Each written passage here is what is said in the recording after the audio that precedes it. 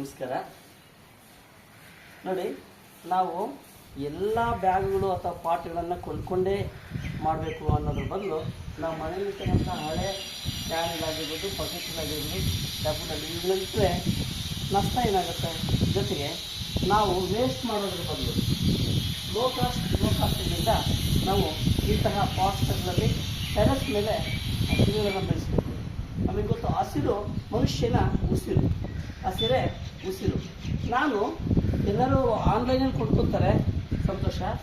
ನಾನು ಮನೆಯಲ್ಲಿ ಇರ್ತಕ್ಕಂಥ ಹಳೆ ಒಂದು ದಪ್ಪಿರ್ತಕ್ಕಂಥ ಚೀಲಗಳಲ್ಲಿ ಗ್ರೋ ಬ್ಯಾಗ್ಸನ್ನು ಮಾಡಿದ್ದೇನೆ. ಗ್ರೋ ಬ್ಯಾಗ್ಸ್ ಮಾಡಿ ನೋಡಿ, ಇದು ತುಂಬ ಮಣ್ಣು ಹಾಕಿ ನಾವು ಗಿಡಗಳನ್ನು ಇಟ್ಟು ಕೆಳಗಡೆ ಏನಾದರೂ ಸ್ಟ್ಯಾಂಡ್ ಇಟ್ಟರೆ ಫಸ್ಟ್ ಕ್ಲಾಸ್ ಆಗಿ ಗಿಡಗಳನ್ನು ಬೆಳೆಸ್ಕೋಬೋದು.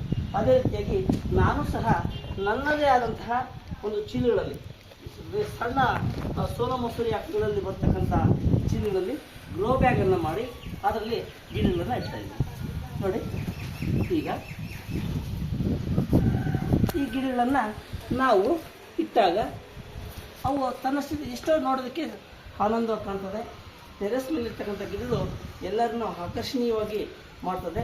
ಅಷ್ಟೇ ಅಲ್ಲ, ಅವುಗಳನ್ನು ಬೆಳಗ್ಗೆ ಎದ್ದ ತಕ್ಷಣ ನಾವು ಆ ಹಸಿರನ್ನು ನೋಡಿದ್ರೆ ನಮ್ಮ ಕಣ್ಣಿಗೆ ತುಂಬ ತಂಪು, ಆನಂದ ಆಗ್ತದೆ. ಈಗ ನಾನು ಮಾಡ್ಕೊಂಡಿರ್ತಕ್ಕಂಥ ಗ್ರೋ ಬ್ಯಾಗಲ್ಲಿ ನಾನು ಈ ಗಿಡಗಳನ್ನು ನೆಡ್ತಾಯಿದ್ದೀನಿ.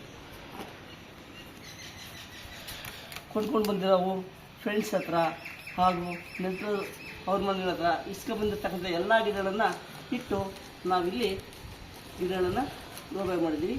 ಯಾವುದೇ ಕೊಂಡ್ಕೊಂಡ್ಬಂದಿರ್ತಕ್ಕಂಥ ಒಂದು ಗಿಡದಲ್ಲಿ ನಾವು ನೇರವಾಗಿ ಹಿಂಗಿಡಬಾರ್ದು. ಬೇರನ್ನು ಸ್ವಲ್ಪ ಕಾಣಿಸ್ಲಿಕ್ಕೆ, ಬೇರನ್ನು ಕಾಣೋ ಥರ ಮಾಡಿ ಆಮೇಲೆ ಇಡಬೇಕು. ಆಗ ಬೇರು ಸರಾಗವಾಗಿ ಇಳಿಯೋದಕ್ಕೆ ಅವಕಾಶ ಆಗ್ತದೆ. ನಾವು ನೇರವಾಗಿ ಹಂಗೆ ಇಟ್ಟರೆ ಒಂದೆರಡು ದಿವಸಕ್ಕೆ ಮತ್ತೆ ಹೋಗ್ತದೆ. ಇದು ಇಷ್ಟು ಚೆನ್ನಾಗಿ ಬಂದಿದೆ ರೂಟ್ಸ್ ಎಲ್ಲ. ಓಕೆ,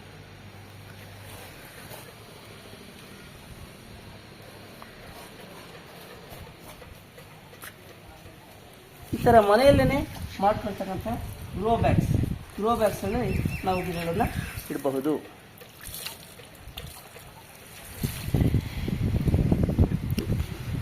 ಇದು